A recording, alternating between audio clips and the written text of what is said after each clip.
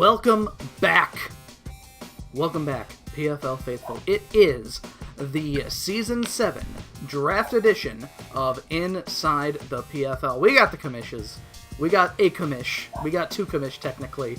We got commish 1. Commish 1 is me. That is, well, I'll be 1B, because Manny is the founder of this league, so I can't be 1A. So I'm commish 1B, I am Joe. Damn straight. I'm like the queen, man. I just sit here, I'm just a figurehead, I'm just old, I just make crotchety remarks. That's basically my role here. We are doing a hopefully not 2-hour version here of something that I will not edit as we are going through this here, of course. The tradition, the second annual draft special where we look at the teams and hopefully can contain our boners for long because, Jesus Christ, look at some of these teams, Manny. This is like, I think this is the best draft we've ever had. Like, these teams, like, I don't want, like, yeah, there's some power rankings going on. Like, some teams are just a little better than other ones. But, like, honestly, like, every team has, like, threats I don't really want to deal with. Everything's going to be a fight, which I think is, it's going to be the overarching thing of the season. I don't think we're going to have last season here where you ended up going undefeated up until your loss in the playoffs. Yeah. Hopefully, because the teams are so, the Mons are so evenly spread out that hopefully it just becomes a game of skill. That's what we always want to try to go. I mean, it can't be a game of skill because crits are a thing, but, you know, and percentages and things like that, but calculations, you make risk aversion, things like that. You all make, yeah. Right. Exactly. There are smart plays and dumb plays, so. Well, let's jump right in here. We're starting with the Yellow division, the first of the new divisions this year, which, Manny, I realized as we were starting, like, man, maybe I should have made the people that are in Kyle's group yellow, because Kyle's the champion, and yellow is gold, but fuck it. First off, we got the man who came in second, because, again, it's the gold-silver dynamic. Kyle's in platinum, and Tristan's in the yellow, the gold analogous one. I fucked it up. I fucked up completely. Either way, we're starting with Tristan here, the man who made it to the finals last season. Get out of my Swampert. And I'm going to be honest, Manny, I think we said during the draft itself, Swampert as his first pick seemed a little suspect at the time, but as you go down the rest of Get Out of My Swampert here, it all comes together pretty much. It really does. The first pick, I mean, he could have gotten that pick like round 5 or 6 or 7, 8, any round really. But I mean, from pick number 3 to pick number, what's that? Like, picks 3 through 6 are, like, really good. Metagross, Snorlax, Clefable, and then finally someone has Unchained Hoopa. I'm so excited to finally see this thing. I wanted to draft it, but I've never had the balls to do it. So I'm so excited to see Hoopa and his 8 arms just punch people. Not only that, he made Hoopa the Z captain, so Hoopa's going to be hopefully just wrecking shit because you look at those stats and it's a nightmare. Hoopa's going to be, Hoopa's like one of the best wall breakers without being the Z captain. So, like, he's just going to click his Z move and something's going to just blow up. We talk about Z-Fly Lando and things like that of just mons that will, like, or, you know, Z-Ice Q-Rem, things that will just keel over and just die. It'll be like fucking vaporized, and that's what Hoopa is for both attack and special attack, which is also scary. Yes, but he needs to use it as its intended purpose, and he needs to use it as a wall breaker to, like, early mid-game, and then kind of come in later with, like, maybe, like, Mega Glalie or, like, Salazzle or something, you know, something. Like, he needs something in the later half of the game. Don't try to fit wall breakers into the sweeper role. They're 2 separate roles. I think that with a lot of Tristan's team too, there are picks that I would consider much like how you would with Hoopa, and I'd kind of consider Hoopa that kind of pick too. Like, it's not necessarily a ballsy pick, but a pick that's just like, I want that mon, but I already have blank, so I can't get it in mons like Tyrantrum and Salazzle, which I said you wanted to move Salazzle down, and fuck you, because I think Salazzle's great, and I think Tristan can show us that Salazzle's going to be great. We're just going to forever die on this hill, Joe. Me and you are fighting on this Salazzle hill. the worst hill to die on. But And one thing that I did want to point out, because Kyle actually asked me before the draft, he's like, hey, so Tristan's asking about Oricorio. Does he get all of them if he drafts it? And something that we did do in the off season. Someone caught on. We had this conversation. We were like, yeah, let's give them all of them. No one will pick it anyway. So fuck it, we'll deal with it. I don't think it's that game breaking. So no, you're basically, I mean, the basis of Oricorio is all the same. It just depends on what type you want to give it, pretty much. You use Revelation Dance, and you take 25 to 50% Stealth Rock damage. True. I mean, Dragon Dance is absolutely terrifying, though. So, just having that mon, I have a Dragon Dancer, and, I don't want to bring Dragon Dance if I face Tristan. Right, exactly. People are going to forget what Oricorio's ability does, and it's going to be hilarious. You use Pedal Dance, you use Quiver Dance, you use Dragon Dance. Oricorio uses that just right there. It's like a fucking spell speed. Just boom, here I come. Not even on its turn. It's just mine. Right then and there. Great pick. Great solid tier 5 pick. I hope that he can really use it. Yeah, I think that just in general, it's a lot of interesting picks that I want to see how they turn out. I've had a few of these mons. I know, Manny, you were a little bit. Tornadus T was a mon that was always off of your list, pretty every week last season. You're like, I'm going to turn in Torn T this week. I couldn't figure out how to use him, man. He is 40 points less now, so I don't think you'd have that problem if you had it this season. Totally worth the 120 points. But last season for 160, he just didn't do enough offensively. He was basically just a really good pivot, and I don't want to pay 160 points for a really good pivot. I'm sad that nobody bit the bullet and went with Mega Pidgeot at 120 now, because I know that was something that I was seriously considering. Yeah, I mean, we're setting market value here is pretty much what we're doing by moving these tier lists around. We did some drastic changes this season, and just by moving different mons around, I think we can kind of get a gist of what people look for in mons. That might contribute, because again, we're getting here. Nobody ever took Mega Glalie before. Nobody ever took Tyrantrum before. Mm-hmm. And this is just on the first team that we're looking at, too. Seriously. I'm just waiting till we move Mega Obama Snow to tier 5, and then everyone wants it. So, but we'll cross that bridge next season. Exactly. I think I think that the rest of now Yellow's going to be a very tough division, because even though, I mean, the way that we do it, 2 people from the playoffs last season get into a division together, and then you've got 2 other people who are playoff almost mainstays, basically, other than last season, and in the case of Thomas, 2 seasons at this point, but we'll get there. Let's go to Garrison real quick, who made a lot of interesting choices as well here. Again, we want to talk about mons that don't get picked very often.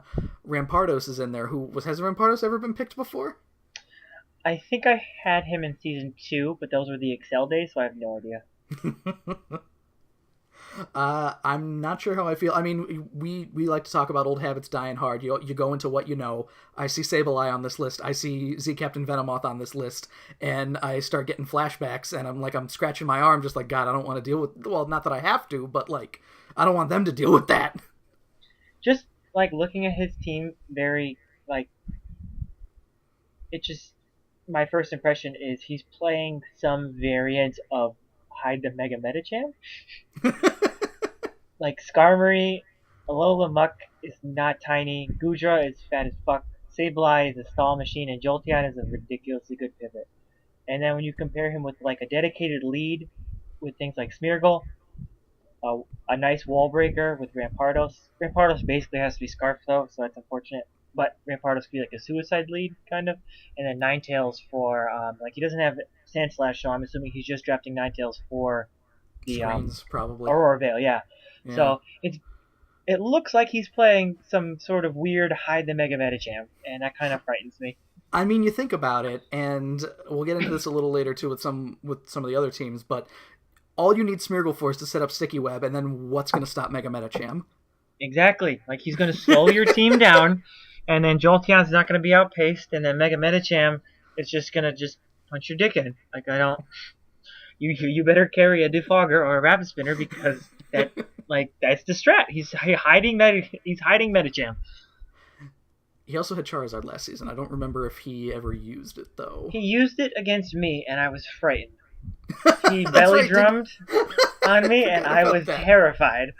But I somehow managed to divert that situation. One thing that I was actually talking to Mike about yesterday, 2 days ago, when looking at all the teams here at the start, I was like, Garrison's team looks a little unfocused, but then you putting it into perspective, I'm like, oh no, it's not unfocused. I see what he's going for now. Here, fuck, this is scary. No, I mean, like to the untrained eye, like Mike, it it does look a little odd. Like there's things all over the place.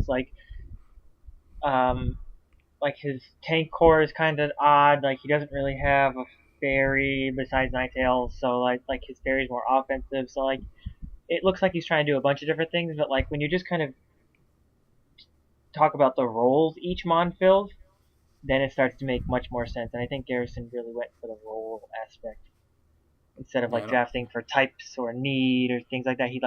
He figured in a good way to like maximize Mega Metacham. yeah. So that's gonna be fun, especially for our next competitor here. Wait, did I mention Garrison's team name? What was it? A Bathing Primeape. There we go. Good job. Okay, so a Bathing Primeape for Garrison. Next we got Highstead's Hopefuls, where we're going to have the same conversation we had about Salazzle about Greninja here, again, Mm-hmm. that we also had during the draft. So let's just Right. move right on from that, especially Z Captain. That's going to be fun. You had Silvally last season, where James had to ask me, he's like, yo, do I get every Silvally? And I'm like, yeah, you Yes. do. So Thomas had commented before that prepping for Silvally twice, not even just once, is going to be a nightmare. I feel like Silvally, it doesn't have that Mew problem though, does it? Where you kind of find yourself either sticking it in just one role, or it has a bit too much going on for you to really put it where you want it to go. Yeah, Savali has Savali has a different problem than Mew. Savali is basically like if you're familiar with basketball, like a boxing one, where one person defends the star player and then the four other people play like a zone defense. So like Savali is that one person. Like you could just make Savali whatever you want to just completely shit on one of your opponent's mons. So like when I was team building, if I would do my team building, and if I didn't have an answer for something, I'd be like fucking Savali, like just max defense, like parting shot. Like there's nothing you can do against that, and like his base 95s are middling, but like that's like they are more than enough because you're gonna factor in the type, you're gonna get resisted hits. Like it's surprisingly good to team build. Like it feels better to team build with Savali than Mew, but Savali basically runs the same. It's like parting shot, beam bolt, and then a stab move or a super effective move to fight the mon you're like trying to wall off. Yeah. He's got a few other mons here. Amoonguss always scary with Spore. Suicune, I think we always talk about very good defenses in Suicune. He's got some weird options here though. We moved down a Marowak. Somebody bought it at 100. It went out for a while though. I think a Marowak has lost a good amount of shine, and on this team, I'm not sure what James is really going to do with it, but he always manages to surprise us. I mean, his fire water grass core, I think he went that way, instead of the dragon fairy steel kind of deal. So he just kind of tried to double up on that. He like Amoonguss, Suicune, and Alola Marowak is going to be obnoxiously hard to get through. And then I think it also helps protect Greninja. Um, I talk about this when I team build and things like that. That drafting offensive types that are the same type as your defensive core, I think could be really good because you know for a fact that your defensive core now protects your offensive core completely. So Right. just by shoving that water type in Greninja into that fire water grass core, you are essentially like forming a wall around Greninja. And he could essentially do the same with Talonflame and Gorgeist too. Right, exactly. He can try to protect Talonflame. He basically has to bring Defog on Savali though. So Savali's a defogger? Wow. yes, he is. Learn something new every day.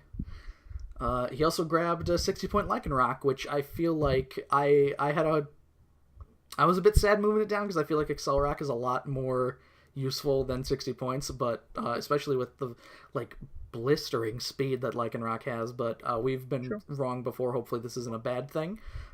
He's got some classics like Conk and Gardevoir on there too. So James is back in full form, and for the love of God, I have a Conference Cup match against him. I'm not happy about it. Sucks to suck. But I'm glad James is finally coming back to us now. Next up, rounding out the division here, we have our good friend Kokamish Thomas, who went with Heatran first here. Heatran, Z-Captain Heatran, which I feel like, again, you don't need to pigeonhole a Z-Captain Mon into the Z-Crystal, but I always feel like, because I had this feeling I was talking with Murphy in regards to like who he wanted his Z captain to be and was thrown around Nihilego, and I'm like, but then you kind of lose the balloons, and again, you don't need to get the balloons, but a 4 times weakness to Earthquake always scares me, is the problem. Yeah, ground is just like such a terrible type to be weak against. Like everything in its grandmother packs Earthquake, but you're basically like he's gonna bring Bloom Doom, like that's the Heatran set. It's Z Solar Beam. So he's basically just gonna try to. I feel like he's gonna try to be a little more aggressive with Heatran. I don't think that you use like Fire EMZ or even like Steel EMZ with Heatran. It's basically just Bloom Doom, and then because Heatran just has so many resistances that like you're begging them to switch into to like a water type or a ground type, and then you're gonna get boned. Right, and I do like the Dragon Fairy Steel that he built here because Heatran, obviously a problem. Salamence, a big problem. Lost a little bit of prominence. Who had Salamence? I shouldn't say that. Mario had Salamence. He just didn't have it as a Z-Captain for the longest time. Yeah, that felt like a waste.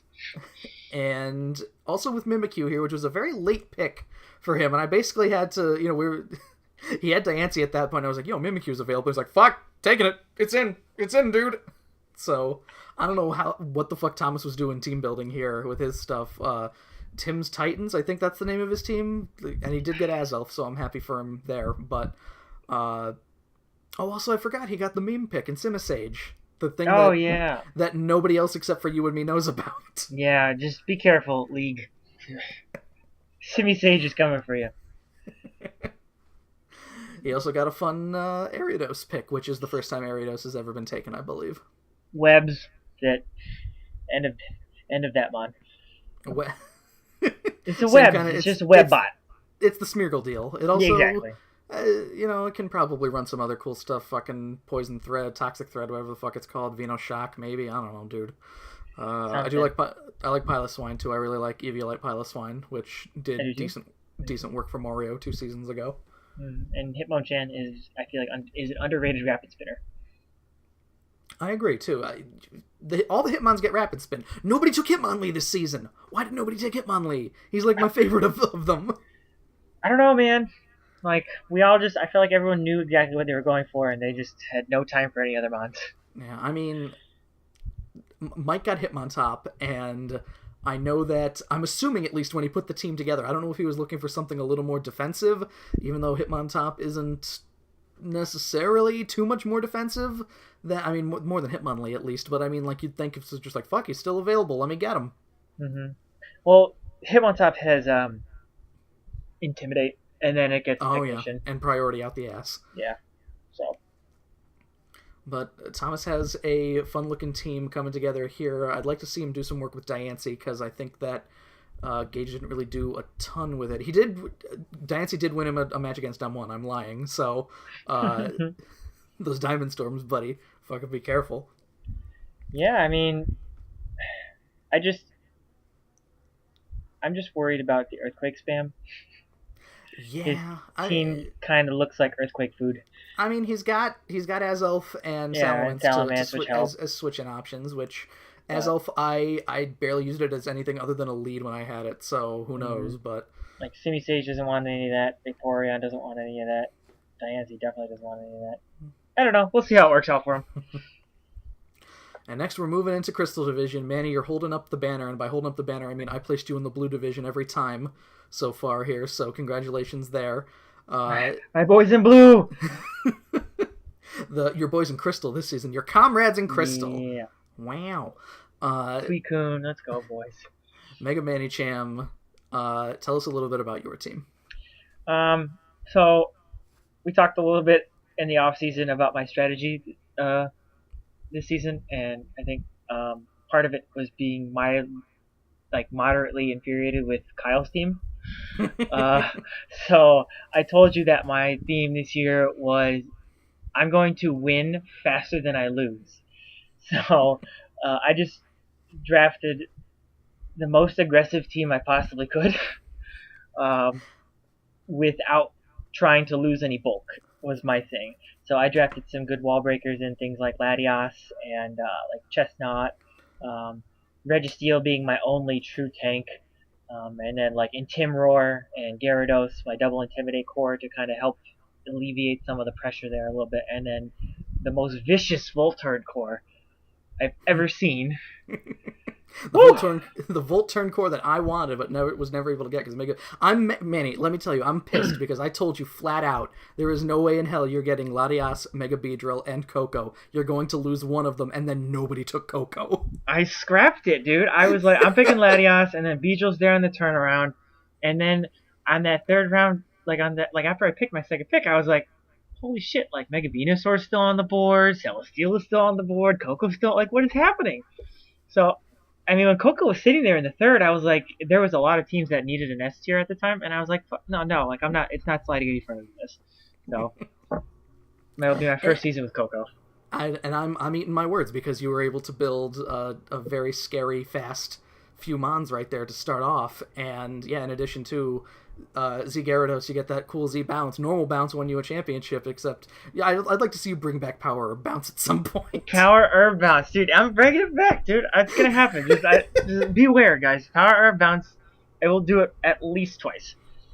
It's real. It's a thing. Do any of your guys spin? Or you just got a lot of defog? No, I only have defoggers. Yeah, unfortunately. Because what? Latias can defog, Gligar can defog. Latias, Beedrill, Coco, and Gligar. Beedrill? Wow, God, why would you put defog on Beedrill? He gets it. I don't know. Because like when you see Beedrill, what are you gonna do? You're gonna switch into your one Mon with Rocky Helmet. So I'm just gonna take that time to defog. I do like the interesting picks here. Banded Sneasel is very tough. Is a tough Mon to get around. I want to see you do work with that, so you better not fucking disappoint me. Same thing with. So good. Oh, if you want to say some words about Sneasel, please. I like my lower tier pick. I'm in love with my lower tier pick. Sneasel is just fast enough that he doesn't need to run Scarf on a regular basis, so I can run Bandit Sneasel and still be very, very strong. And at that point, I looked at my team and I was like, oh boy, I don't have any priority. So I was like, you know what? Sneasel just makes so much sense. I needed ice moves. I needed some good, like Dark Mons are really good utility Mons. So I just wanted to try out like shitty Weavile. So here we go. And you also got shitty Gengar and Haunter here, which you made the first pick of.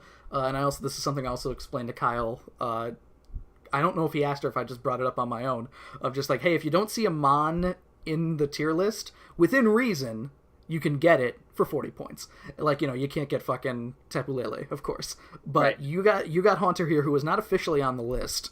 But, I mean, it's got, 115 speed? Still, 95? It's up there. Its special attack is 115, I think. Yeah, 115 special attack, 95 speed.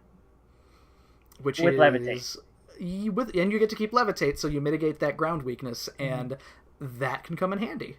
And if I use it right, 115 is not terrible. Special attack. Oh yeah, especially for 40 points, you fucking kidding me, dude? Right. So it gets Destiny Bond, which is a fantastic tech. It gets some good coverage. So again, it's just shitty Gengar. Mario took Gengar. I was really upset. So I wanted a ghost, and I wanted more things to negate Fairy. So I just thought that Haunter was a solid pick. And I told Mario he needs to get on Gengar, and he did. He got it second, which is where it needs to go. Yeah, Pretty you much. have to. We could It's like the ghost type. We could probably bump Gengar to. We could probably bump Gengar up to tier 1 if we wanted. It's a little scary. We'll see. We'll see. Gengar's never been that oppressive, I don't think. It can do. He's scary never things. like stolen the show. Right, and we'll see. We'll see when we get there. Next up, we got M1 here, the spare squad. Taking Mags, taking old Mags here. Z Captain Mags. Didn't you have Z Captain Mags? I had the Captain Mags, and I regretted it. Oh yeah. Yeah, like Magearna, like. Actually, this is looking a lot like you had Z Magearna and Megalopunny on the same team. Yeah, I did, and like Magearna just does so much stuff that I feel like Z Captain is just like I don't know. I would much rather run other crazy things like I don't know, like Trick Room AV. Magearna or AV Magearna, or like I would much rather have my options open there because Magearna just does so much stuff for you, like Shift Gear Magearna, things like that. Yeah. I guess you could run Shift Gear and the Z move too, but I mean Z move Magearna is not terrible. It's really good. I don't know. I just think maybe your Z Captain could be, I don't know, maybe like Crook or like R10. I don't know. And you got your boy Zapdos in there, which I think Rob had Zapdos last season.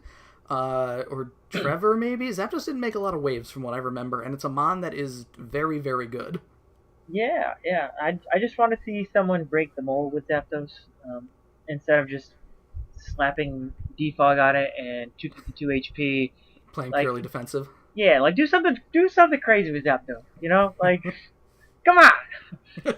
like Zapdos has some pretty good offensive stats, and its move pool is pretty shallow because it's an electric type. But I mean, Zapdos can be threatening. Yeah, Heat Wave and stuff too. So like, I want to see more from Zapdos. That's fair enough. Megalopunny is I had Megalopunny, you had Megalopunny. I think that we were both underwhelmed a bit by it, but it can probably do some work. We know that Crook is definitely good. Crook, who should have been, I think, a hotter commodity. Like, it went round 4. Like, Crook seems like it should be one of the first tier 2s taken a lot of times, because that is, you go with that, you go Scarf, or you go, like, a lot of people choose for Scarf Crook, which is a good choice most of the time. Thomas liked sashing it a lot last season, which is also a good choice for it. It could take a more defensive role with, like, rocks and things like that, just as purely a pursuit trapper. Any of your psychic types do not want to see Crook. Right.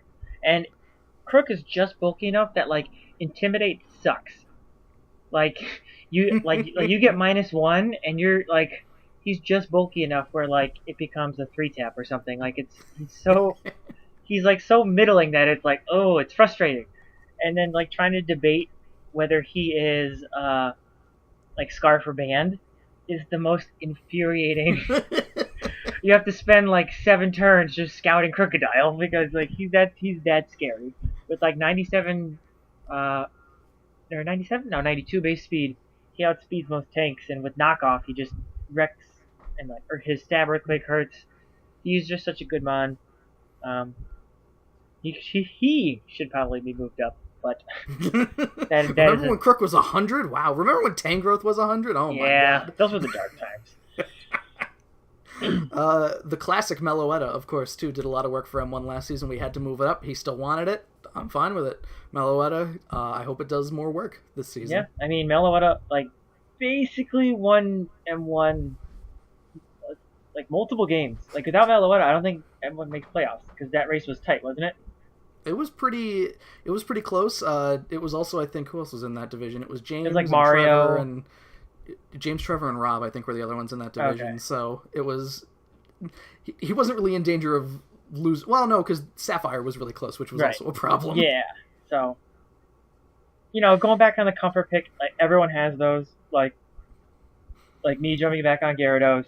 Like, everyone's going to have those mons that you're just, like, you consistently find yourself drafting. Cough, cough, Mike. Um, I don't think he did much of that. Oh, Arcanine, of course. yeah. So I mean, you always fall back on something, you know. We'll get there. He got a lot of the throwaway stuff that I had last season, a Weezing and a Cryogonal, which I cannot sing the praises of enough for Weezing with just one weakness with Levitate in there, and Cryogonal performing. You could spin. It's the best freeze dry. I shouldn't say it's the best because I think Glalie gets freeze dry, so I'm assuming a freeze dry from Mega Glalie probably hurts. But if you don't want to fill your Mega slot, Cryogonal's probably the best freeze dry user out there. First off, you're wrong. Oh, we will good. get to we will get to the best freeze dryer later. He was drafted. So the draft did fall apart a little bit for M1 because it started off in the draft thing that was put together, he wanted Dredigan, and then Murphy took Dredigan. So he's like, okay, well, let me get Tyrantrum. So then Tristan took Tyrantrum. So he's like, well, fuck, what kind of dragon can I use here? So short of, I think at that point it was just Dragalge and Drampa, and maybe Noivern. Yeah, Noivern. And Noivern. He opted instead to go for Zygarde 10%, which is the first time that is going to be used. So I'm kind of excited to see how that works because, a lot of the value that I found in Zygarde 50 was the bulk of it, which Zygarde 10, of course, does not have, but it does get some speed instead. So same attack stat at 100, which isn't amazing, but I think 1,000 arrows will hit literally everything, so people gotta be careful. Banded Zydoge is a problem. Like, he could run Band every game, and it would still be a problem.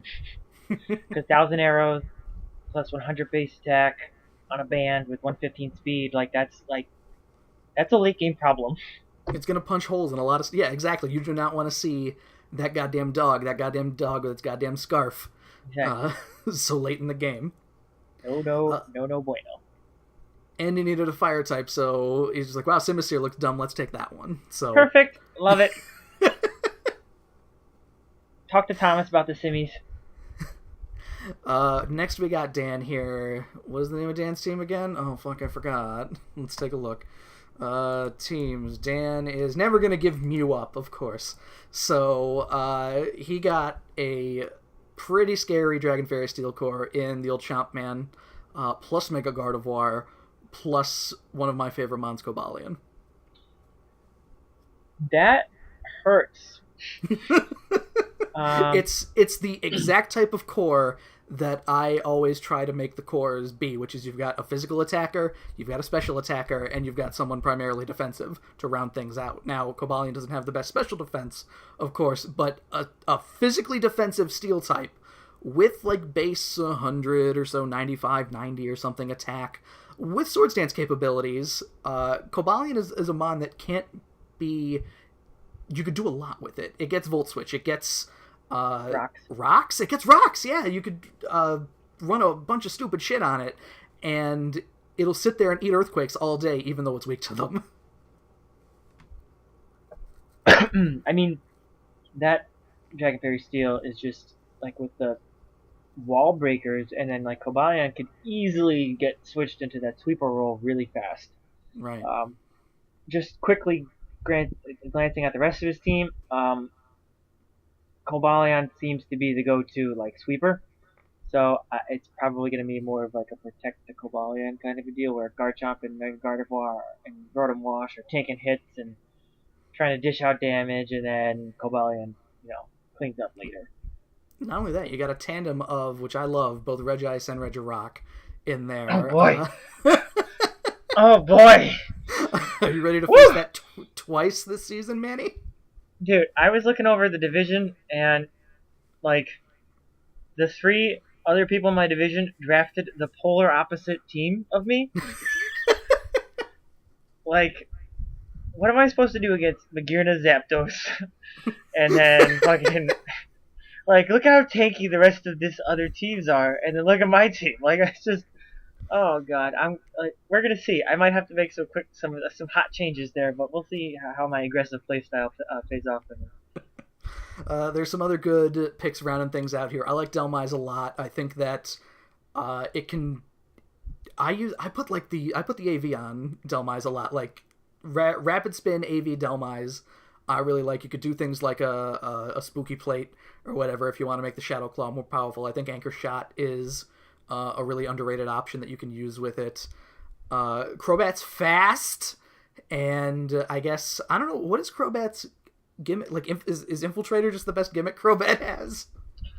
Infiltrator helps, but just he's a really fast U-turner, and Oh, there you he go. is with that poison flying type. That's actually surprisingly good typing. So like if you bulk invest him with reliable recovery and roost, and he gets defog and things like that, like Crobat can like make a very good like bruiser tank kind of a deal, or he could just become Brave Bat. And That's Brave a Bat is pretty also a very, very, very frightening set. and that's a pretty decent Volturn core he's got going on with Cobalion and Crobat. True. Yep. It's very fast, and they do seem to have a little bit of synergy there. And you get like Rotom for good measure too. exactly. Like Crobat and Rotom don't take anything from Earthquake. Um, Crobat quad resists fighting. Fighting, yeah. Like and grass, yeah, grass and fighting. and grass. Yeah. So it's like Rotom protects him from the fire weakness. It's a pretty solid rounded team. Yeah. And of course, Prankster Liepard, as we all know, he won't be doing dual weather support like I did with Liepard, of course. No, but that we know of. Prankster, so good. And rounding out the ranks here, we have Mitch, who came to me. I think I said this during the draft that he wanted Mega Alakazam, wasn't able to get it. Got Latios instead, which arguably, I mean, we'll see how he uses it. I think Mega Alakazam obviously has more raw power than Latios, but you could do a lot more with Latios, and it's not made of paper. Latios is like the dragon right now. Like, I don't understand. Like, you could pick. Like, I don't understand how you pick Latios and be like, oh, I guess this will work. Like, anyone would die for Latios. Like, he is like the dragon. Like, he is so like psychic and dragon is just a really good offensive typing.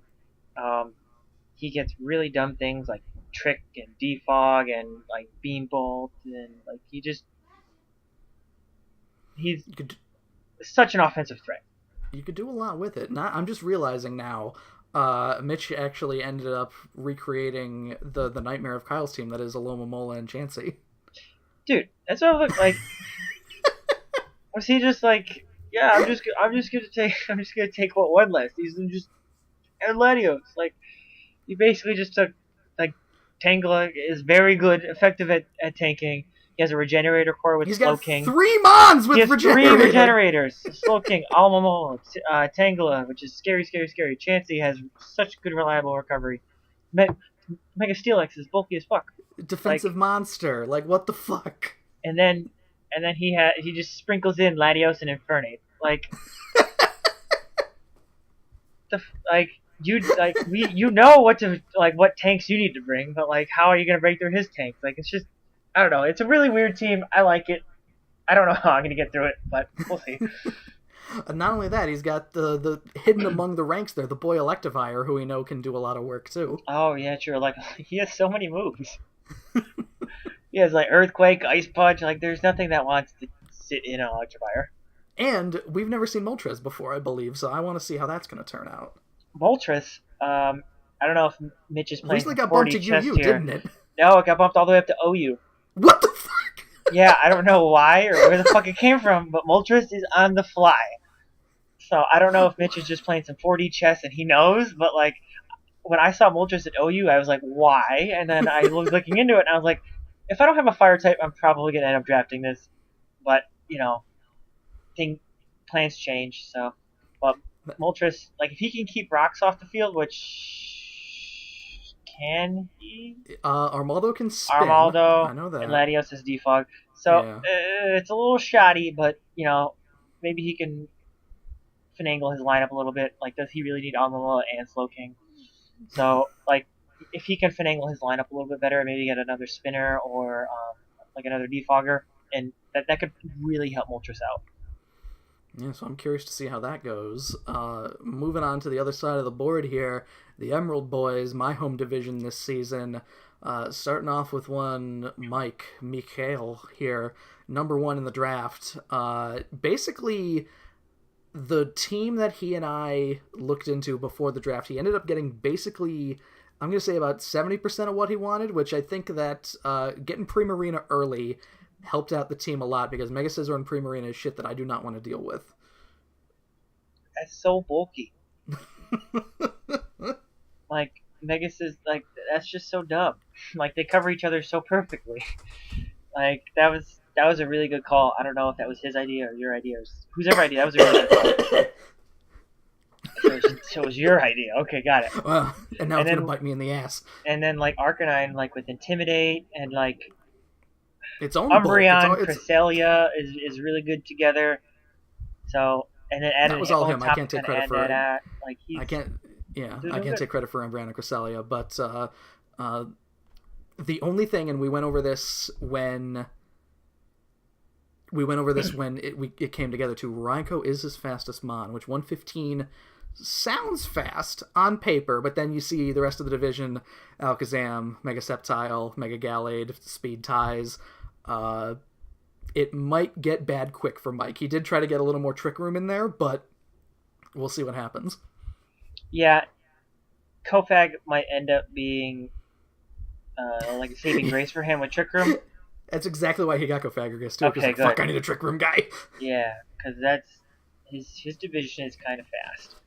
So who knows? I feel like he did a really good job of rounding out his cores though. With that, like fighting Dark Psychic is really underrated, and his Dragon Fairy Steel is. I mean, his Dragon sucks, but his Fairy Steel is fantastic. And then Mike loves Flygon, and I don't know why, because I don't either. Like, it's not even shitty Garchomp. It's just shitty.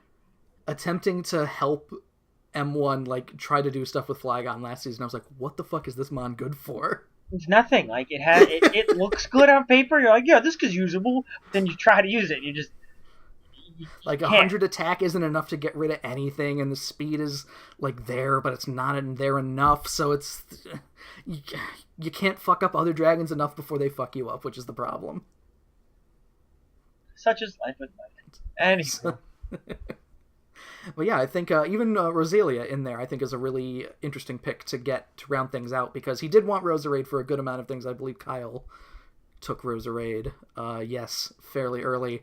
And there are all these things that, like, me and Michael talk, and I'd be like, so he'll be like, I'm thinking I'm getting Roselia. And I'm like, yeah, that's not bad. You get, 2 types of spikes. He's like, wait, he gets normal spikes and toxic spikes? Like, yeah. Mike doesn't know these mons before he picks them sometimes. That's so, like, I don't know. I feel like me and you are the only people who, like, can rattle off these such niche things. Like, yeah, that's why you would want Roserade. I understand that Grass and Poison, and it's bulkier than it looks a little. I don't know. We'll see. Eviolite probably makes Roselia, I would assume, a little more bulky than Roserade, at least if you're starting at fucking 1.5 defenses. But it's probably going to end up being a little more passive. We never, again, as far as I can tell, we've never seen Roselia before, so I'm very curious to see how that goes. Yeah, it'll be interesting. Mike did my strategy and he drafted a shitty form of the mon he wanted.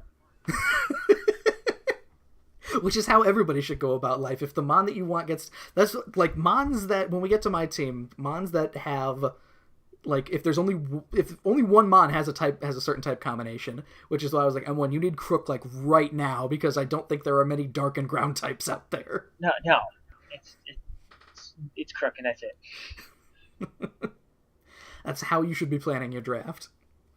It's true. And you gotta go into your draft with, like, a little bit, like, on the fly there, because, like, stuff's gonna happen, and then you're gonna end up with that dragon type, like M1 for a lot of that, yeah. So. Well, moving over to Rib here. Bobby S. Furret of the North Star started off with Alakazam. This is another one of those things where good pick, good smart pick at the time. And again, kind of had the same, not necessarily the same idea as you, but the same thing where it's just like, all right, what do we got in Tier S in round 3? And Mega Venusaur's still there, and he's like, well, fuck, may as well get it. I mean, you have to at that point. Like, the value is just so tremendous. Like, if you're gonna draft like I did in draft based on value, like at that point it's that's a slam dunk. Like Mega Venusaur is a top 3 pick, It should be, yeah. and he got it like friggin' 40 some picks 90th. in. Like yeah, like so dumb. So me and Rob I think had a good strategy there, picking lower tier mons, keeping us flexible, drafting for a good value.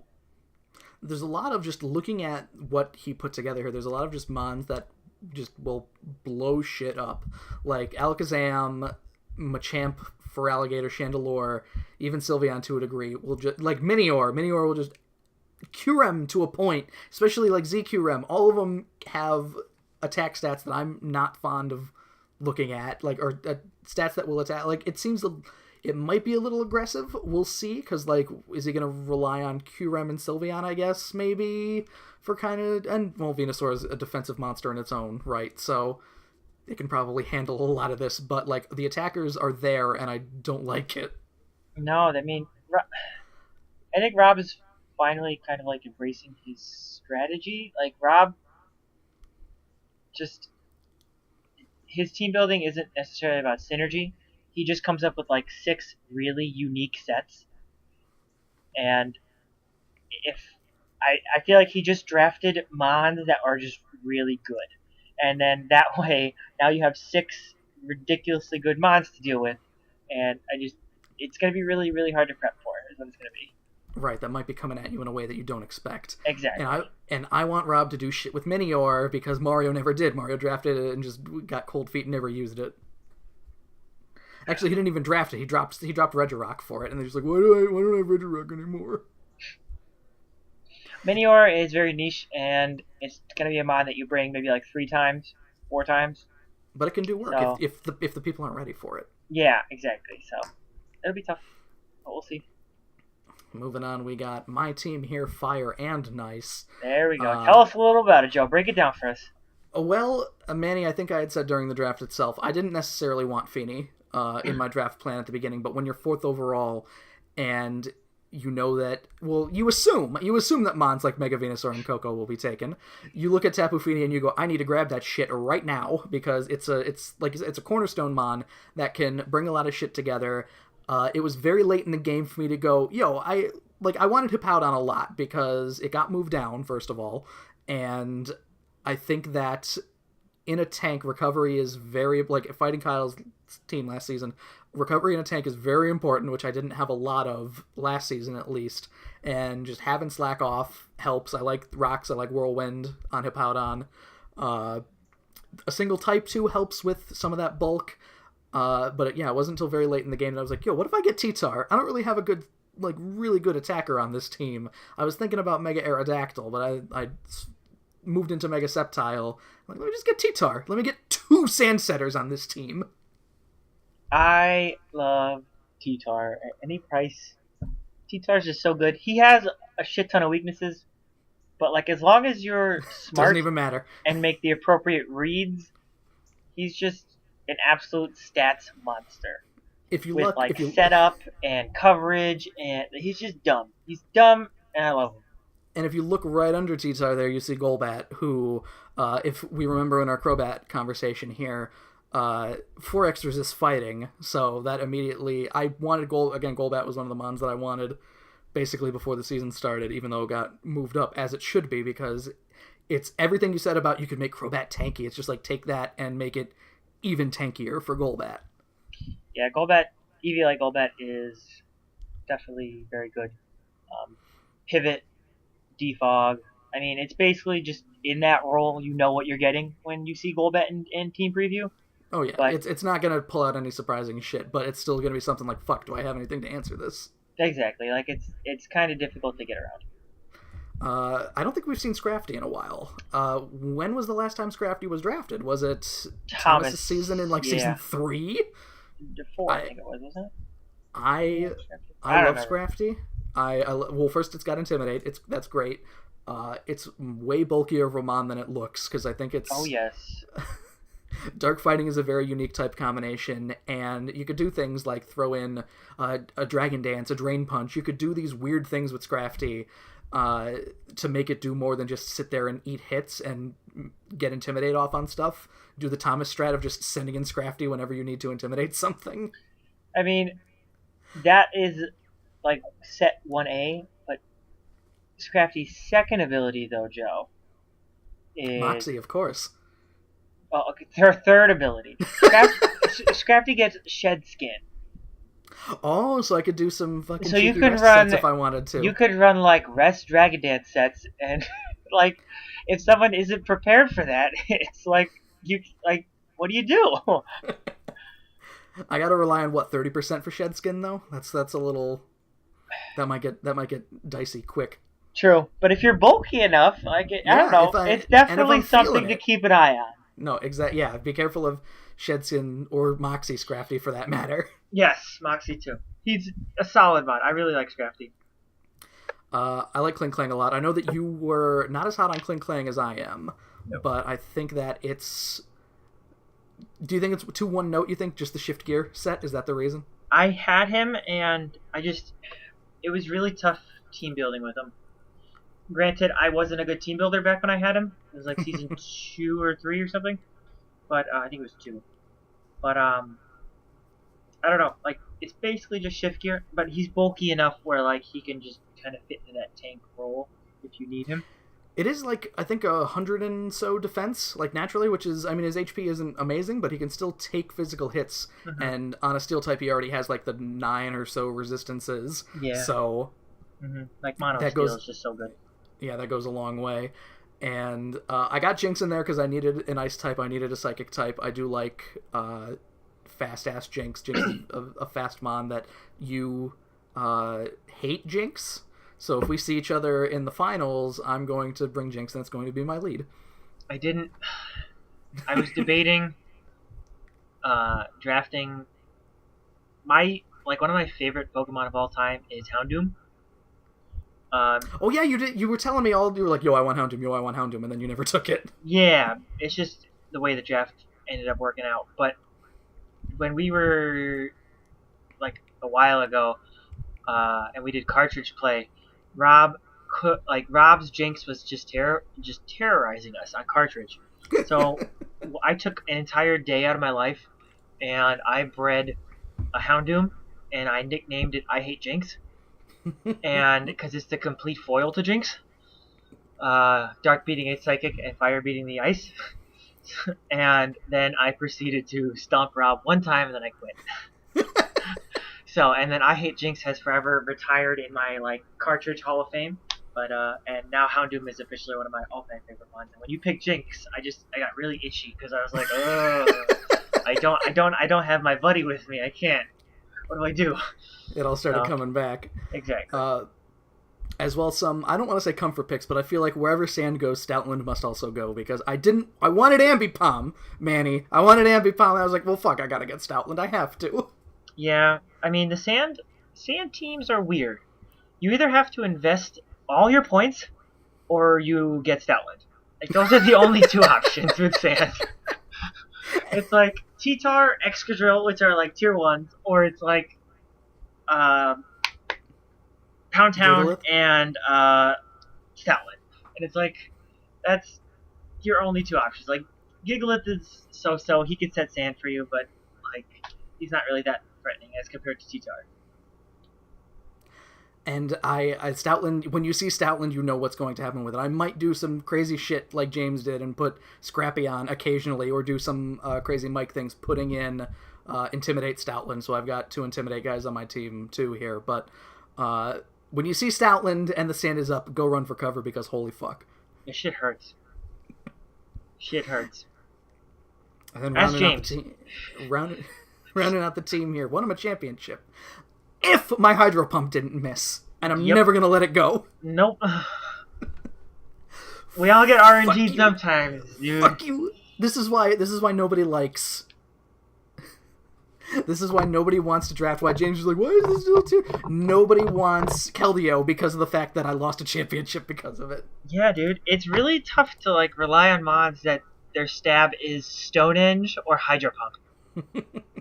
It's really it makes me It makes me like Rotom Wash. I love Rotom Wash, but the fact that his water stab is Hydro Pump like infuriates me to no end.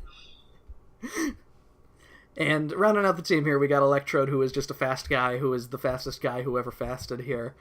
And this is the real round out, yeah.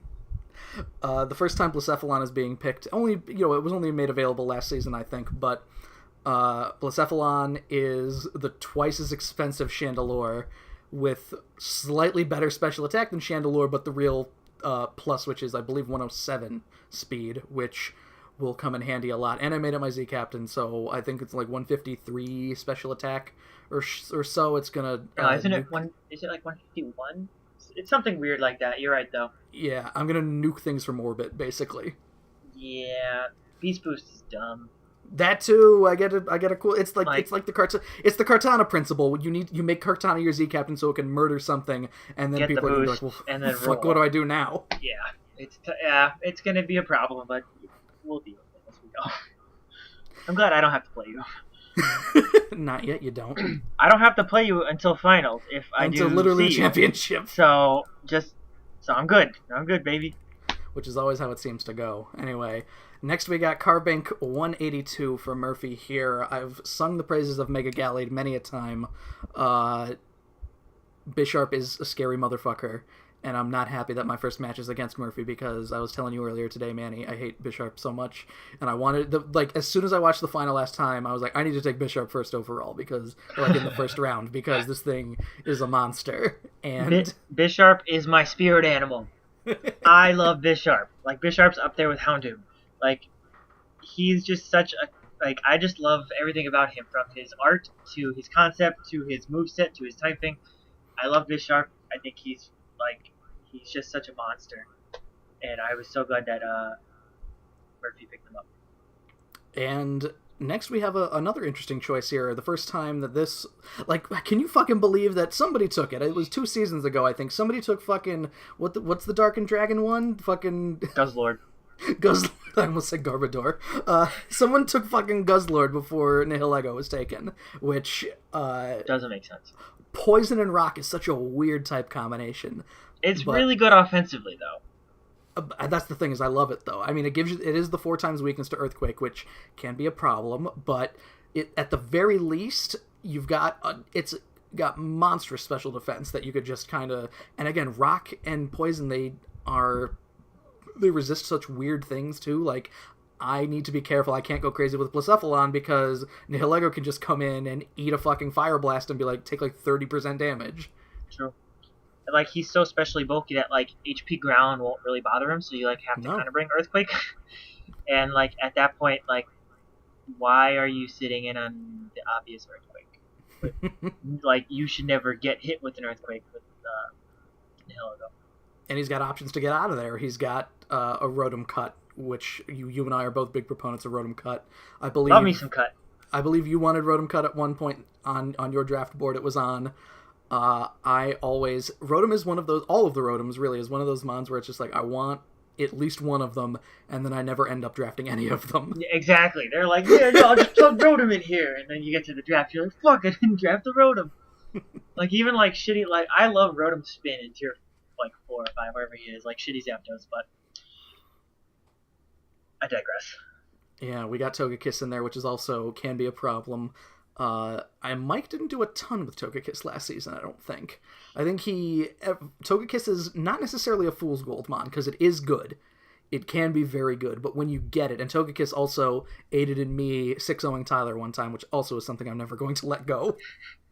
Togekiss is just, it's a mon that, like, I feel like people use it wrong. Like, Togekiss is going to outspeed, like, your tank line.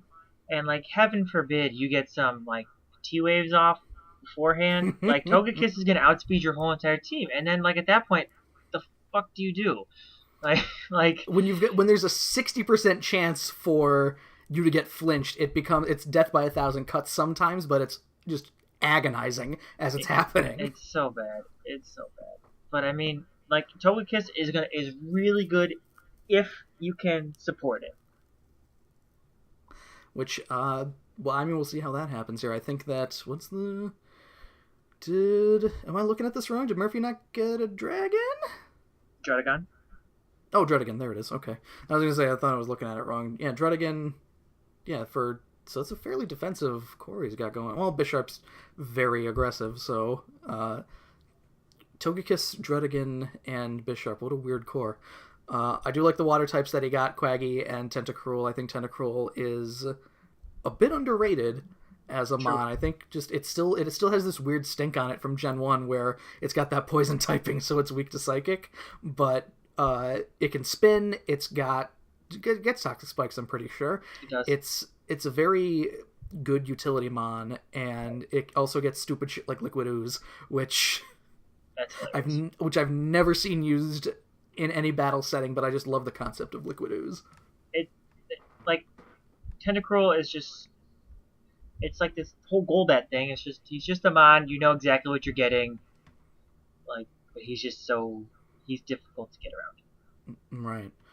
Speaking of difficult to get around here, who wants to take Z Eruption, Manny? Anybody? No. No one. Even then, who wants to take Scarf Eruption for that matter? Scarf Eruption is the greatest tech I've ever pulled out against Thomas. But like Typhlosion, I love Typhlosion as a Z captain. Like you said, Eruption is terrifying. Like if you can keep rocks off the field, which he can, and like you can set up Typhlosion to just wreak havoc with Eruption, like that's not fun. Like Specs Eruption hurts. Scarf Eruption hurts. Like it's not okay. Z Eruption is it's no bueno. And rounding out the line here, he's got Scyther, which I think should have been moved up this season, but hopefully, again, every time somebody gets Scyther, it's like, yeah, somebody's going to do work with it, and then they never do. So we'll see what Murphy can do, as well as, I think, did Murphy have Furfurrow last season? He did. Okay, yeah, so a bit of we'll say a comfort pick in Furfurrow, but Fur Coat is a very good ability. Nobody took Alolan Persian, which is I'd prefer in that scenario, but we'll see. And again, Cotton Guard, Furfurrow, Fur Coat. God, it's you're never going to do damage to this thing with a physical attack. No. just run the other way. Next up, we finally got the Platinum Division here. Our champion, Kyle, yes. Starting with Mew, Z Captain Mew, which I think is odd. I mean, it can basically do anything, which I'm not happy about, but he's doing it off of 100 special or physical attack, which kind of mitigates it a bit. It'll be good to revenge kill stuff. I don't know how I feel about Z Captain Mew otherwise, though. No. If I just looking at his team, I would pick Weavile or like Magmortar or something. I don't know, but I'm not afraid of Z Mew. Like he doesn't strike fear into me with that 100 base attack. Like I'm not scared of Zen Headbutt. I say that, but I made sure. Does it say that we can't use Medium Z anywhere? I just want to make sure. It does. I looked at it. It's right there in the. Where is it in the draft rules, Manny? Where is it? It's in the draft. No Medium Z. There it is in the draft. Okay, rules. very good. It's the very first ban. The very first thing in draft. Okay, because I was talking to you about possibly getting Mew at one point in early draft preparations, and I was like, "Yo, is Medium Z?" And you're like, "No, we can't use that." No. Ban. Hot ban. I don't know if Kyle knows that. I'll let him change his pick for free if that was if that's the case. Yeah. So. No, I will agree with you there. I will allow him to switch because that's right. Exactly. Magnezone gets picked every season, and I feel like Derek had it last season, but I feel like Magnezone kind of a disappointment. Maybe that's just me. Magnezone will always have a special place in my heart for helping me win my championship. Magnezone is on my championship team. Yeah, and I think Magnezone Gliscor is a really, really good combo. That is really good. I mean, I will sing the praises of Gliscor all day. Gliscor also going back to my playing on Gen 4 cartridge days when I had no idea how Mons worked and didn't even realize Gliscor was supposed to be more defensive. I just like the Poison Heal is an amazing ability, probably one of the best in the game, especially for a Mon like Gliscor that has exactly 2 weaknesses. Yeah, like And then like at that point he just becomes like knockoff fodder. Like once you get him poisoned, because then it's like, well, I'm done. I'm done here. So it's like, yeah, you don't need it anymore. exactly. So it's just, yeah. He's so good, and then like like he has U-turn, Magneton has Volt Switch, it's a tanky Volt Switch core. I really like the thought process that went into this. Now, has it ever happened, because I think about this every so often, where you're running, aromatherapy or heal bell, and Gliscor gets knocked off? Do you ever think that somebody just, uses aromatherapy and is like, fuck! God damn it! I've never actually thought of using aromatherapy versus Gliscor before. Not versus, because it doesn't heal the opponent's team, but Well, yeah. I'm just like thinking, like, oh wow, like that's like, I've never thought of that scenario where like you're like, yeah, I'll just cleanse my sweeper real quick, and then you're like, wait, shit. I don't think it's gonna be a problem for him. No, I don't think that's going to come up at all, because I don't know even if he has. Roserade maybe has aromatherapy. It totally maybe. does, I think.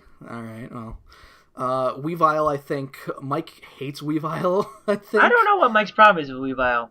I think he's totally worth 160. I don't think he's underpowered in that tier.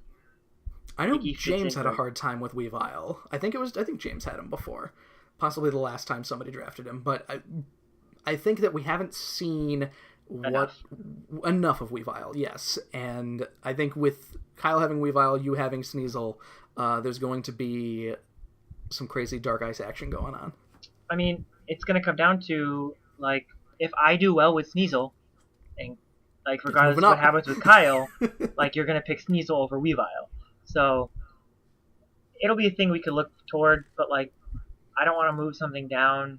Like I don't want to have another T-Tar situation happen where we move T-Tar like one tier too far down, 40 points down. Yeah. And then I think that like draft day there was like 9 of us and we were like, T-Tar, get him.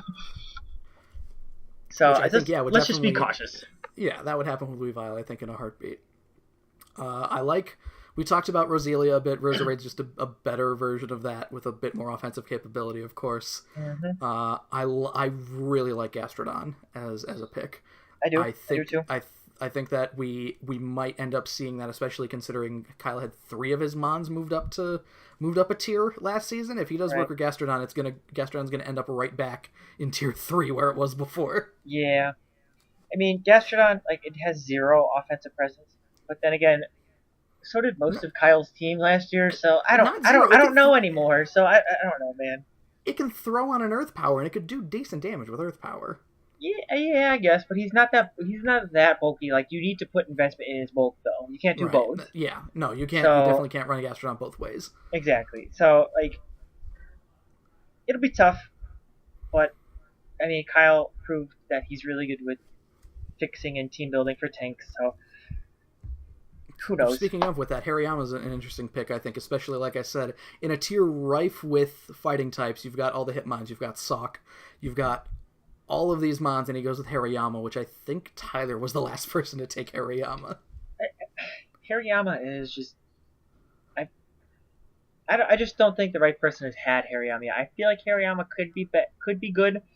I feel like Hariyama is also at his very limit. I don't think Hariyama would ever be worth 100 points. No. I don't think we move Hariyama up. I feel like maybe Kyle could do some work and like move Hariyama up in the rankings, maybe like an upper tier 4, but I just don't think it's a 2-3. It could be a good bit player on the team because of thick fat. It can get in there on fire threatening Magnezone, ice threatening Gliscor, ice threatening Roserade. It can just get in there to just eat that hit and then strike back, which is what like Hariyama should be AV doing. On Hariyama is gross too, because like you're not going to run any defensive or any like weird things with Hariyama. It's basically going to be the same. Like, it's going to be like fake out, knock off. Like, it's just the normal fighting kit, pretty much. Yeah, exactly. Speaking of Mons that might have some potential to live up to, I believe I suggested at least once or twice to move Magmortar up, just because Electivire was up there too, and I feel weird having Magmortar in the same tier as Magmar, but I had Magmortar before. I don't think I used it in the season that I had it. I think that it can do... I mean, it's one of those things where I feel like it kind of gets lost in the shelf because it's like, wow, a special attacking fire type? Cool. Yeah, I mean, Magmortar is just... a wall-breaking fire type. If I'm going to go with a low-tier fire type, like, I'm going to roll the dice on, like, Moltres or, like, Pyroar. Like, Magmortar just, it doesn't entice me enough. It's kind of tanky, but tanky fire types are to me. I prefer There are better offensive options fire out there. types. Yeah, and there are different options and things like that. So we'll see. Maybe he can bring some weird tanky wall breaking sets and see what happens. Yeah, we've seen Noivern before. I know you were unimpressed with. Was it that you had Noivern that you were unimpressed with? I did. I was completely underwhelmed. So look out for that, Kyle. Be careful there. I know that it looks good on paper. Wow, specs Draco Meteor, and then what? You need to run specs though for it to do any sort of damage. So it's tough. I don't want there to be misconceptions as well with Dugtrio. I'll have to ask Kyle about. I mean, normal Dugtrio. We saw a Dugtrio do work last season. Right. Normal Dugtrio, you're stuck with Sandforce. You don't get Arena Trap. Do not have Arena Trap. So I don't know. There are other mons out there that I feel might have been better. Maybe he needed it for rocks because Gastrodon doesn't get rocks. Gliscor gets rocks though. So I mean, like Gastrodon gets rocks, Gliscor gets rocks. Like Palisand is tier 5 now. That is infinitely better with recovery. I don't know. Maybe he needed something fast. I don't know. Maybe like offensive Earthquake. Like that's not terrible. Yeah, it's a base 100 attack, which is that's on. I mean, you can ban them. You can ban them because like Dugtrio is really fast. Yeah. And Mega Banette rounding out the ranks, which let me tell you, Manny, James never used it. James is a saint. He is a saint for never using Prankster Destiny Bond. Oh God, praise be, praise be. Like just having that's so dumb. Like just being like, you could bring this mon and be like, it's going 1-for-1 at least. Like there's nothing you could do. Like it's gonna be a 5-on-5. Like it's just what the fuck, man. So, God, Prankster Destiny. Destiny Bomb is dumb, but like Prankster with D-Bond, it just... Kyle, just get off my lawn, Kyle. Prankster with D-Bond lasts like 2 turns, too, doesn't it? Because it's... Something like that. Like it lasts basically, like if you don't hit him the first turn when he uses it, it's still there for the entirety of the next turn. Right. So you are put in a very awkward position with that. Exactly. So it's weird.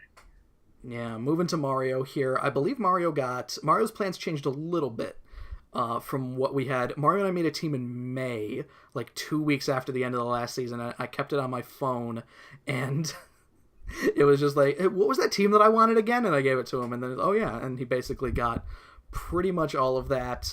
He is you were trying to do this before you got Coco, of course. He didn't take a 200 this season. It's a really good strat, I feel like. This season, because with all the tier ships and things like that, I feel like you could find value without crafting an S. Well, I mean, like he got 4 or 5 mons that moved down too, so he made up that value like in other places. Like Breloom was 120. It didn't get drafted last season when every tier 2 got drafted, so we moved it down. Haxorus has always been clawing it. I mean, like you and I say, he's basically been knocking at the door of tier 2 for a long time, but we just don't have the heart to move him up because you lose a lot of value with that. Starmie 2 seasons ago was 160, and now it's 100. Yeah, dude. Like, he did a really good job of finding market efficiencies and going after them. Mega Houndoom got knocked down last season. Like, Rhydon is a mon that I wanted to move up that you just didn't want to have it the same as Rhyperior. Exactly. Which understandable, but, like, Eviolite Rhydon's ridiculous. And I just, like, his team as a whole, like, the no S, when, like, our value kind of got smushed toward the middle. Mons got moved up, Mons got moved down, and they all kind of smushed in the middle, and that's why I was really looking for no S tier, but then Coco was sitting there, so it's like, I feel like I had to take him at that point, but I do like Mario's team quite a bit. I think the only thing that he wanted Quagsire that ended up getting sniped, and it was going to be superfluous, like he had Donphan in there too, I think, but he ended up going instead, just like, let me just get Rhydon instead, and then pick up Mamo. And yeah. And it's just like, when you're 10 rounds in, you're just like, let me get Mamoswine. It's Which, coincidentally, Joe, here's the trivia from earlier, Mamoswine is the best freeze dryer. Mamoswine gets freeze dry? Yes! No, it does not. Yes, it does. It absolutely does not. I It swear to 100% God, does, dude. It 100% does. Look it up. I looked at freeze dry users so often. Oh, it does. What the fuck? Yeah, Mammoth Swine is the best freeze dry user. Like, what do you do Is against this Mammoth Swine if you can't put a water in there? is is this new? I thought he didn't. Like, what the fuck? This might Maybe be it new. was. I don't know, but I'm okay. Well, also Alolan Ninetales guessed it, which is also very good. So I forgot about that. sure. But all right, I'm still going to defend my boy Cryogonal because it's the best low Fair tier enough. mon that gets Fair enough. whatever. But And Glalie when does you get were it. saying that Mario switched out some of those bonds, like I feel like Starmie Mamo is a better combo than the combo you listed. Oh yeah, no, definitely. It's like Quagsire getting drafted ended up being a good thing. I think in the bottom half of the draft, you're just like, what else do we have? Fuck it, put whatever in there. Like Starmie's a terror.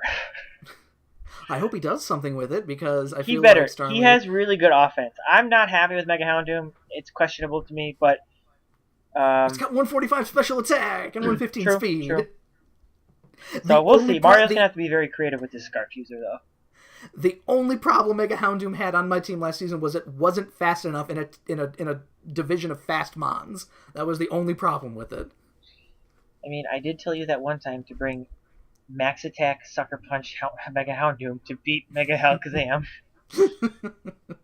I don't remember what I did instead, but I still won that match, so fuck you. Yeah, okay, fair enough. And if we talk about the real MVP here, though... Of course, which I think we're both on the same page here, which is a Tier 5 monster that has yet to be uncovered, and that is, of course, Chatot here, because you put Specs Boomburst on that motherfucker, and... Chatot is like a faster version of Exploud. Like, Chatot and Exploud should probably be switched. Like, Chatot should have been Tier 4. That was overlooked because of his small stature. And we just kind of, Chatot is a dumb little bird. But no, Chatot's gonna eat your face off. Like if you don't prep for Chatot, he's gonna two-shot you. Like there's no switch-ins. Like it's gross. Chatot has one more special attack than Exploud, by the way. So if you thought Exploud was bad with Specs, now again, it's not amazingly fast. It's 91, which can faster than Exploud. It's faster than Exploud, which is true. Not as bulky as Exploud, which its defenses are a little crappy. So it's getting into like Swellow Glass Cannon territory almost. Swellow's not as strong though. No, that's the thing. So it does not get. Swellow does get Boom Burst, but its special attack is not great. Can we just vote to move Chatot up right now? For next I want to see what Mario was showing me, like PU matches he was doing where he was just wrecking shit with Chatot, and I loved every second of it. Well, I mean, Chatot doesn't have to go up against Lando T all the time. No. Which, speaking of, yeah, moving on to Sneaky's team here, where I think that. So that's the other. Yeah, no, Chatot isn't gonna like running into Blissey at all. So I think that the first three picks here alone probably say it all. Where you've got Z Captain, Lando T, Tangrowth, and Blissey. Which does anybody want a piece of that, Manny? Woo. Woo. Like Z Fly, like Swords Dance Z Fly. Like good night. Good night. You're going you're killing something, and that's why I love Dragon Dance Z moves, which is why I had Gyarados. Like you Dragon Dance one, like you get a good switch, and with Intimidate, it's really plausible to get one. And then like Lando's ridiculous typing, and then all of a sudden you Swords Dance, and then you're like, oh, see ya, nerd. Like something's getting blown the fuck up. I mean, you've got like the physical defense with Regenerator and Tangrowth. You've got a fucking nigh unkillable bastard in Blissey. I mean, it's definitely it has a little, not as much shine as Chansey, of course. It can do a little more with lefties if you wanted to give it stuff like that. I do like Rabombi in here too because of the fact that you get Sticky Web, and then at that point again playing on Lando after you, much like Garrison, after you get a Sticky Web out, who's gonna touch Lando? Ice Shard? Like, is that your only option at that point? Yeah, I mean, I guess defog. Get it out of there. That's your best option. Like you just can't. Like that sucks. Like Lando T is very oppressive. There's a reason why he's on like 90% of OU teams. He's oppressive as fuck. So love Lando T. Just put HP Ice on everything. and just hope that And then Blissey comes in, and what are they Mega going to do? Blastoise doesn't come in. That too. I really like the Mega Blastoise pick because it's the spinner first of all, which is always important, and it's tanky enough with enough special attack to that. I mean, pure water typing isn't. A lot of people look at Mega Blast. You had Mega Blastoise, so you saw beyond the perhaps blandness of Mega Blastoise a bit, because I think that also Mega Launcher also helps it out a lot. Yeah, you can run really, really dumb things with Mega Blastoise. Like, you can run, like, full defense, and Mega Launch still makes you, like, a threat. You can't just, like, send it a neutral or something like that. Like, that's gonna hurt. And then he has ridiculous coverage. So, and he gets to use, like, Water Pulse instead to, like, boost the power, which it's a little bit more reliable than, like, Hydro Pump. And he gets to spin, which helps all the time. And he's got some fast threats in here, too. We've got Mian Xiao, which also another Regenerator user, by the way, so that's going to be fun. Frostlass, which Mike relied on Frostlass a lot last season, and Ice Ghost is just a weird combo, but with its speed and you put a sash on it, maybe it'll, it's not the bulkiest mon, of course, but that's how that always ends up turning out. And of course, Zebstrika, the mon that has been hotly contested over the last few seasons, you just kind of grabbed it. So, all right, there's Zebstrika. Zebstrika is it's one of the few electric types with Fire Stab. So, like, you can get rid of the grass type, and then that way you can run, get Sap Sipper too, so you can switch in and take Sap some Sipper, Motor Drive, it gets Physical Special, it's fantastic. And Volt Absorb, right? All three of its things are in immunity. Oh my god. Jesus. Mm-hmm. And finally, rounding out the ranks, Victini, who I was middling on last season. I liked Victini. It didn't do enough for me, but I think that on a team like this where Victini isn't a main offensive option, or shouldn't be, I hope, it can do a little bit more in a support role. Yep. Just punch some holes in things with V-Crate. That's pretty much his job. And get the fuck out of there. Mm-hmm. And finally, we got Gage. Rounding out the ranks here, the man who took Mega Alakazam. Looking at Gage. Gage is a weird team, I'd say. I'm looking at it right now. This is the first time I'm seeing this, so this is my I'm like, whoa. The frig? Taking Kamo in the third round, when I think that Kamo is weird because Dragon and Fighting, you'd think it would be a physical mon, but it's more special leaning, and playing scales is just a better. I mean, it's better than Dragon Pulse, not as good as Meteor, but it doesn't have the drawback of Draco Meteor. So it's very spammable, is what it is. It is, right. And hopefully Toxapex does some work here, because I think that while I commend Kyle for his team building, Toxapex was largely irrelevant in his team building most of the time. Yeah. So I'd like to see some work done with that here. You had Entei. You were a big proponent of Entei as well. It was a monster. Absolutely absolutely a monster. I mean, like, when your threshold for killing something is like 80%, that's a pretty fucking good mon. Like, you just need one rock switch in, and you're telling me I can kill something? Like, Entei's. I love him. We've got Hawlucha here too, so he's doubling up on fighting types with this here. But of course, Hawlucha does something different. Manny, going back to Power or Bounce really quick, a conversation that I believe it was me and Mario and Rob were having was just looking into mons that could take advantage of Power Herb to proc Unburden, because I know that something that Mario talked about that never came to fruition was a Power Herb Skull Bash on Hitmonlee. Oh my god, that's awesome. You could use, if you really wanted to, you could use Power Herb Sky Attack on Hawlucha. It's really good. I don't know, like... That's crazy, man. I don't know what. You definitely wouldn't want to run it instead of Acrobatics. Like, you'd have to have Acrobatics on there, too. But, I mean, like, if you want a really stupid way, instead of running, like, Citrus Berry, like Hawlucha usually does, like, the substitute set or whatever, because it's a little tough for Hawlucha to proc Unburden a lot of the time.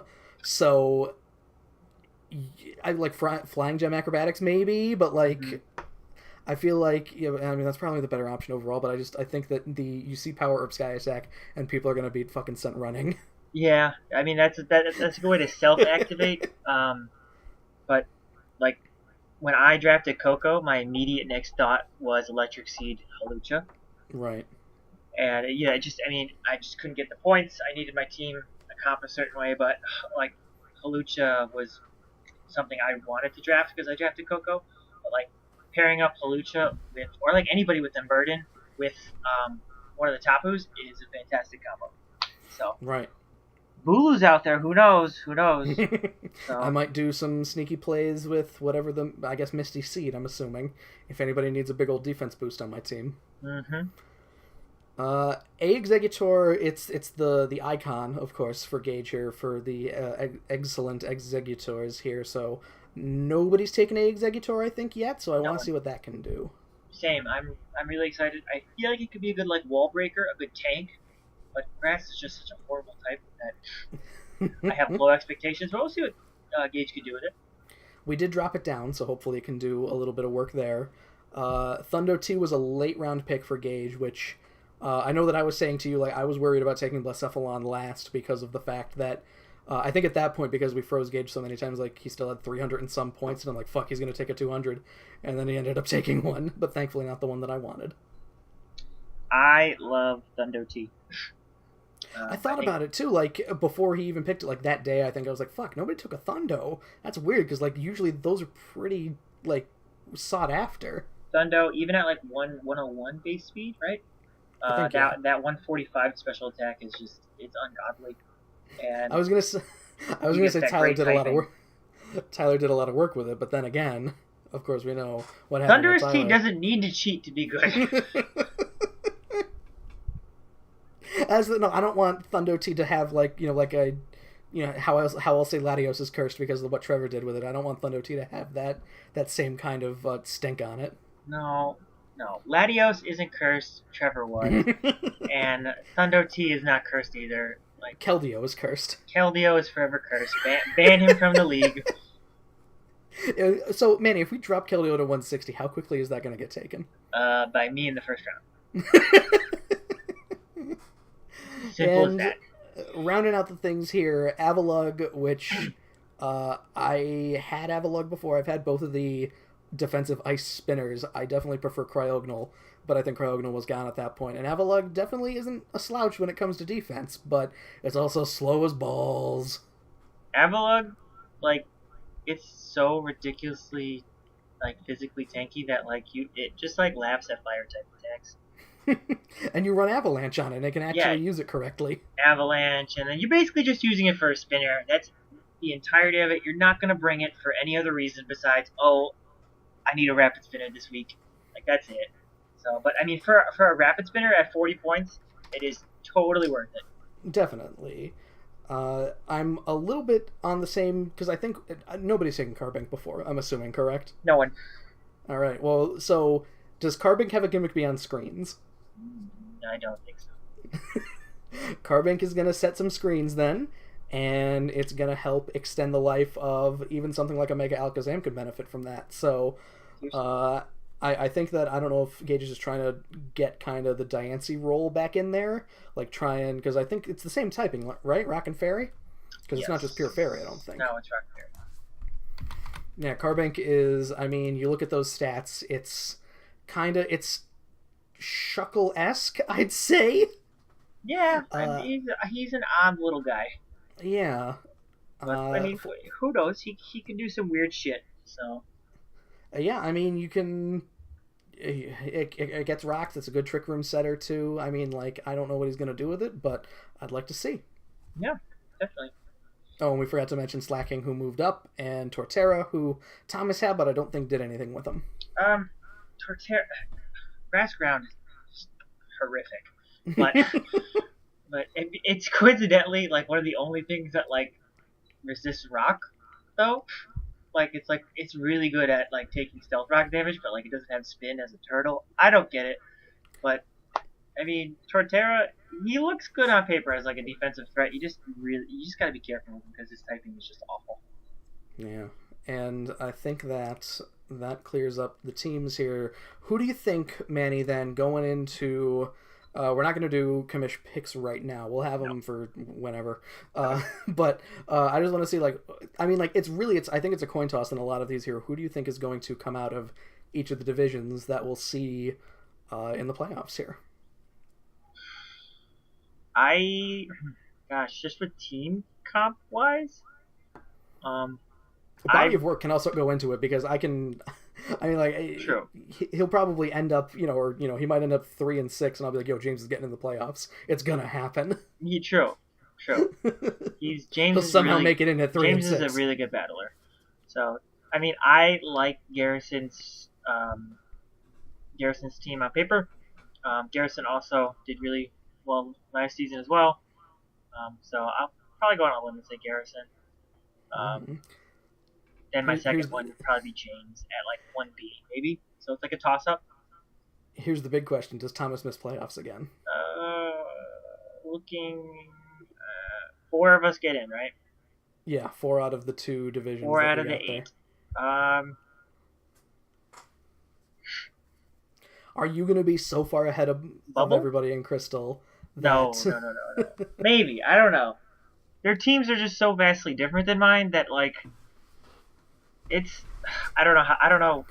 We're gonna see. That's the thing. Do you think you're getting out of Crystal? I mean, I'd call you the favorite, definitely, but with how everything is, because again, it's everybody's got a puncher's chance on these two here. So, I like and like going back to it here, it's fine for us to say, oh, it's Mitch's second season or whatever. He didn't do great last season, so it's easy to kind of write him off. But you look at that team and you think about it, and you're like, fuck, if he has like, it's tough. If he goes and talks to Mario before a battle, it'll be, he goes to the Mario school of battling. Nobody's going to have a good time. No. Like, I feel like you were correct. Like, I feel like I am, like, the favorite to come out of Crystal, but, like, I don't feel good about it.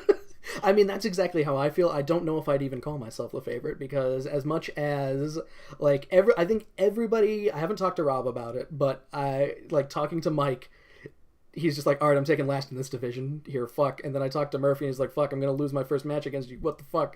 We're facing each other week 1. I don't know if Rob has that same sort of pessimist. I'm going to say Rob's going to come out of the division because I feel much like Mike and Murphy where I'm like, fuck, I'm going to get buried in this division. I don't know. Like, Mike really shocked me last season. So, I just feel like with your body of knowledge, I just feel like you are the best battler in that division. But, again, it's one of those things where, like, I don't feel good about it. Like, you have, like last season, like, you were struggling to get those big wins, and, like, a few of those go the wrong way. Like, No, it's like the perception is completely off. Exactly. So. It's often said that it's not a skill to win. Well, no, or is it the other way around? That it is a skill to win the big games right at the end, like right down to the wire. Mm-hmm. So I don't know. I forget which way that what the perception is on that. If people are more impressed if you eke out victories, but definitely it's not always going to go my way. So that's. Definitely, I need to step it up if things start looking bad. No, for sure. And as far as the last division here, I feel like, Mario's very confident in this team that he and I kind of put together here. I want to see how he does. It's like you said, though, there's a lot of value there. We just got to see that Mario can use it, because occasionally he'll get in his own head sometimes in battling, which is not the greatest, especially when Kyle doesn't have that problem. He's got a lot of confidence. He's James-esque, I'd say, if I could call Kyle anything here, is where he's both a wild card and also kind of someone to be feared, but I think that it's going to be a bit of a toss-up. I'm going to actually probably go with Kyle, not to repeat, because that'd be ridiculous. We've never had a repeat champion. We're not going to let that happen. And until this season when I win. Until this season when everybody who wants to be the fire guy, it's going to be Dan. Dance the champion. Yeah, right. I just in Plat, I just like I love Mario, but like Kyle's just more of a consistent battler. And like in a long season, I'm gonna go with consistency, like over like big plays and like I don't know. I really like Mario's team, and I feel like Mario put himself in a great position to compete in like well into the finals this year. I feel like he can make it. He is definitely skilled enough to do it. But like I've watched some of Mario's battles where like some tiny things go wrong in his battles, and he just completely loses it. Yeah. Whereas Kyle like doesn't do that. So I don't know. If I had to pick one, gun to my head right now, I'd pick Kyle. All right. Well, hopefully everybody's got to earn their wins. That's what I think the takeaway is on this season. I don't see, at least, we'll see what happens, but everybody who would have been a free win previously, i.e. Tyler, is gone. So you could even consider Trevor a free win, possibly. He did, eke out one or two, but everybody who were like, you looked at that on the schedule and be like, oh, that's a win. That's not really here this season. No, I don't feel good about any of these matches. And I feel like I should.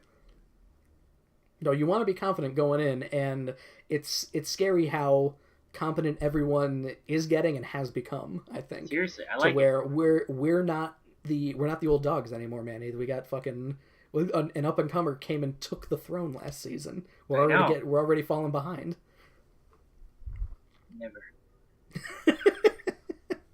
I will come back. All right. Me and finals championship losses. Name a more iconic duo. I will get back there, alright? On that note, I think that we said that it wouldn't be 2 hours. We hit an hour and 36 minutes, so I think this is well enough here. That's pretty good for us, though. Is there anything you'd like to add before we finish up here, Manny? Mike is buying us pizza and beer. Oh, shit. Oh, fuck. Oh, my God. That's my only preseason claim. On that bombshell, I think this is where we close the book. We turn the page. We do all of those things that I talked about, all of those cliches that I added in at the last season just to fill time here. For the special draft edition of Inside the PFL, I am Joe. And you're Commish Manny. And everybody, the season starts 10 days from now, the 19th. 19th is the Sunday. I wrote it down in the thing here. Right. So we're doing the new battle weekend, guys. We're doing the new battle weekend. Everybody remember that.